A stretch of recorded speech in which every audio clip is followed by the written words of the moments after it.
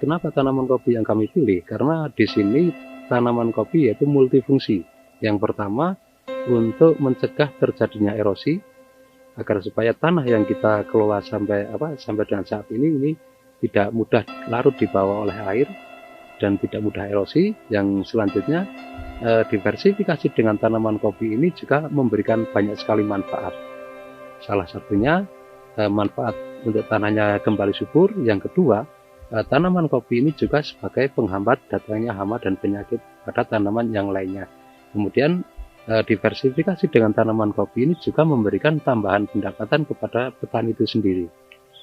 Nah, untuk pola telahap itu sendiri kita memulainya dari tahun 2002. Di saat kita tanaman kopi sudah mulai masuk, kemudian tahun 99, 2000 sampai 2001 tanaman kopi sudah mulai masuk. Nah, pada saat itu kita sudah memberikan nama yaitu dengan nama pola telahap.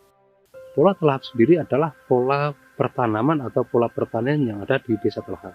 Di pola telahap ini kita mewajibkan setiap petani yang ada di desa telahap ini minimal dalam 1 tahun itu ada 4 komoditas yang bisa dipanen agar supaya sirkulasi ekonomi yang ada ini tidak terputus.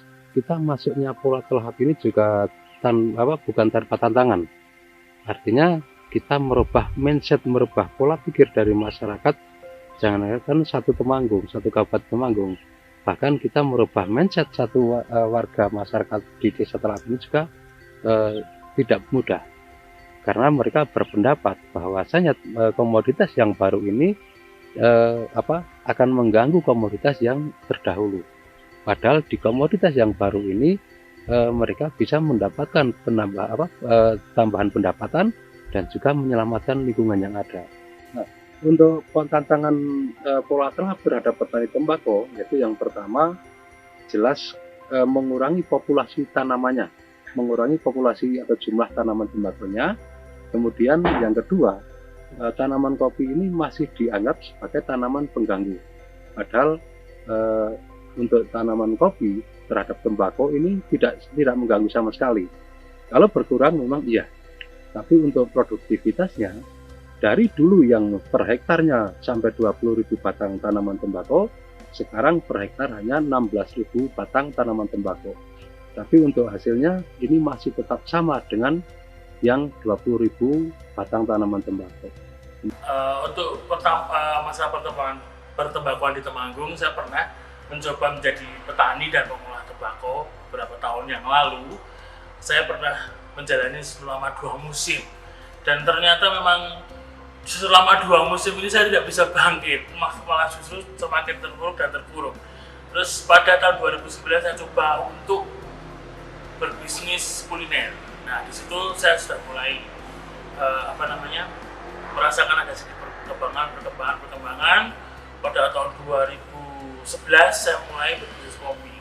Di situ memang pada saat itu belum ada kopi yang kopi Temanggung yang se-booming sekarang. Saya mencoba dari sedikit dulu. Pertama saya mencoba kopi luwak. Nah, seiring berjalannya waktu saya merambah ke kopi biasa, kopi robusta arabica, dan saya spesialkan ke arabica di daerah telahap ini. Ternyata kok bisa menyokong usaha saya, dan sekarang semakin berkembang dan diiringi juga dengan tren kopi Temanggung yang semakin meningkat. Harapan kami agar nantinya untuk pertanian yang ada, karena Indonesia adalah negara yang agraris. Nah, negara dengan jumlah penduduk petaninya lebih besar, lebih banyak, maka pemerintah ada perhatian khusus ke petani agar supaya apabila satu komoditas ini ditanam tidak terjadi harga yang anjlok. Salah satu contoh, kalau misalkan tanam kubis atau tanam bawang putih, bawang merah di saat panen raya, ini agar harganya bisa terjamin, harga bisa stabil, tidak lalu di saat panen raya harga jatuh.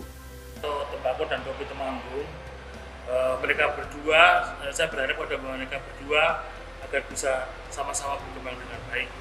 Untuk kopi agar supaya nanti bisa menjadi kopi yang lebih baik lagi, kopi terbaik mungkin jadi kopi terbaik yang di Indonesia untuk kopi Temanggung. Dan saya berharap tembakau menemukan pasarnya yang lebih tepat agar petani tembakau tidak seperti sekarang ini. Mungkin dengan merubah pola mereka yang tadinya tergantung kepada pabrik, agar petani tembakau punya kreativitas lah, membuat tembakau iris tipis agar menjadi lintingan yang bernilai jual lebih tinggi.